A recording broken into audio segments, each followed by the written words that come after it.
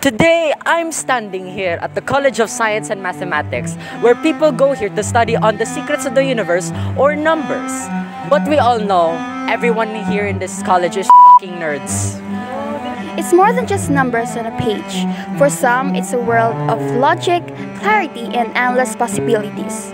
But they're just absolute nerds. Like, who even is X? And why do I need to find him? Maybe this is what they call relapsing? Whether we like it or not, our perception and attitude towards math shapes the way we see challenges, not just in school, but also in life. When we see math as a tool, it becomes a key to problem solving, critical thinking, and decision making. But when we fear math, every equation becomes a battle. That is why today, we are tasked by our professor to break the stigma and stereotypes about mathematics. We're gonna step into the minds of specific individuals. We're not just looking at grades or numbers. We're listening to real voices, real experiences, and real-life events. How do they truly feel about math? Do they see it as a friend, a foe, or maybe both? Through these interviews, we'll uncover their perceptions, their struggles, and their small victories. Because behind every equation lies a story, and behind every answer lies an attitude that can either build confidence or break it down. Like how Michael Jackson nailed this iconic tilt move back in 1988. Now, let's hear it straight from them.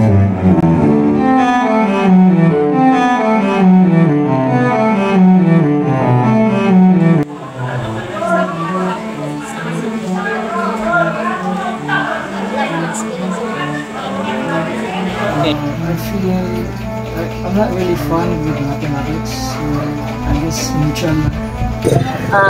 Pagdadamit ko sa akong mathematics, maligya ko. Maligya ko sa tindahan, kaya na kong gamay sa Rizal store, na ako rin bananak. Nakaunaw-na og tarong kadtong nagkalisod ko. Tungod sa mathematics, napalambok na ko ang flexible nga pangunahuna, pagka mamugnaon o paglahutay sa panginabuhi. Dili importante maging sa ato sa tao sa ang math kay kuan baya kanang ang imong nga huna-huna ang imong na magyug kay makakubot magyug ka kwarta kay dili ka makakubot og kwarta unsa may imong gamitan unsaon imong paggamit sa imong kwarta. Unsaon imong nga pagbalanse sa imong kwarta kung di ka kabalo og math.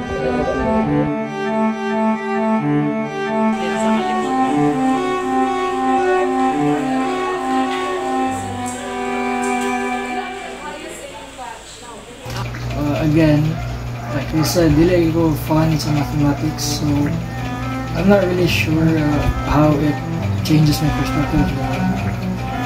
Payo katabang ang math, kaya wala ang math. Dili ko kabalo mo maligya, dili ko kabalo mag-add pila akong halin, or mo kuha ng ako ang negosyo, click, idugay na pila na ko ka years na ninda. Wala ko dili katabang ang math. Exactly.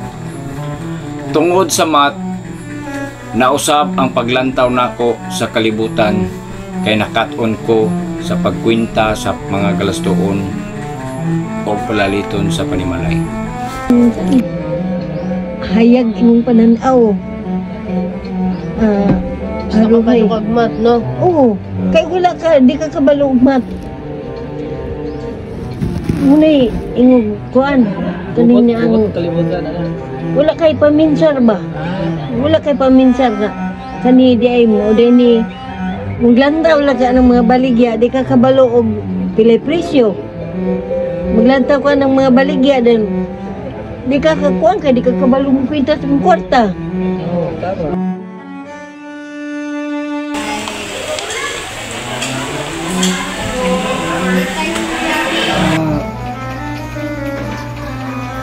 I think about math deeply if like you calculate your change bitaw like nakagipalit mo. Ako debate para sa math. Ako kay katabang nalipay ko kabalo ko sa math. Kung wala ang math, dili ko wala ko'y tindahan. Wala ko'y negosyo magbubuhat. Excited o kalipay kay nahuman sa pamasahero na ay kwarta. Kaguol kay inig abot sa balay kuha ang kwarta sa asawa. Dili, Kung wala kay kay wala gibuhat. ka, wala kay buhat. Murag dili ko kontento.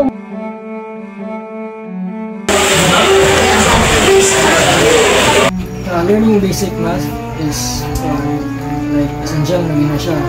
So, I think ni-improve akong reasoning skills.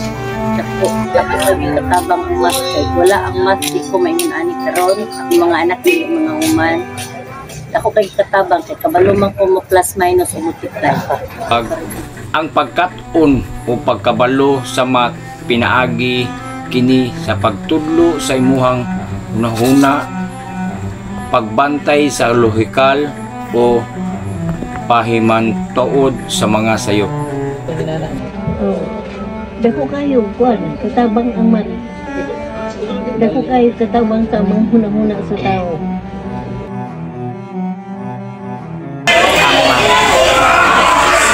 So it can improve our country because if learning mathematics can improve our country, if we get higher education, of course our country will improve. Ang katabang sa math sa tibuok or diri sa ato ang kauswagan sa syudad sa tibuok kalibutan sa Pilipinas.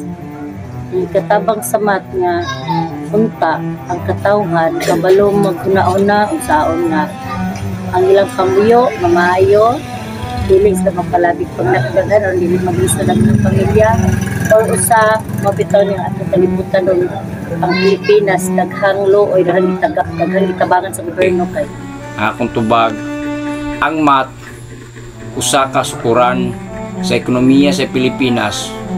Usa nini ang pagtabang sa pagtagna sa epekto sa mga pulisiya sa gobyerno. Example nini ang pagtaas sa presyo sa plitihan o gasolina sa mga sakyanan ug ang ikaduha ang kawadon sa trabaho sa tao. Gamitan yun mo siya mat. Kay wala ko kay mat anang pagpalambo sa ekonomiya. Wala man lang gyapoy mahimo bagsak lang gyapon ta. We've all faced that moment sitting with a math problem. Sometimes feeling the thrill of solving it. Other times feeling the need of frustration. For some, mathematics is more than just numbers and a formula. It's an experience that shaped the way we think, decide, and even think. In the following summary, we highlight the insights and patterns that emerge from these individuals, showing the many ways mathematics touches both thought and life.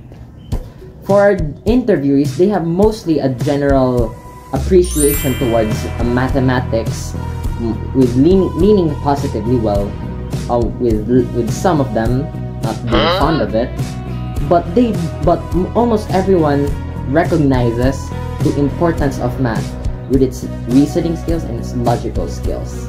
So maybe math is good not for just nerds after all. In summarization of the answers we collected among the 5 interviewees, math has really played a role not just in solving mathematical equations or problems, but also including social issues, including the economic status of a country, influencing decision making in terms of managing produce, distributing aids to the people, and the monetization of their market, making education highly significant for a country to grow, improve, and innovate new ideas for their future. So to be able to have the privilege to not just study it, but also fully understand the impact it has on the world. As the great Albert Einstein once said, mathematics is, in its way, the poetry of logical ideas. We humbly give thanks to Ma'am Lucille for letting us have this wonderful opportunity of task. This concludes our documentary about the different perceptions of mathematics. And until the next time we meet again, may God bless us all. Bye bye.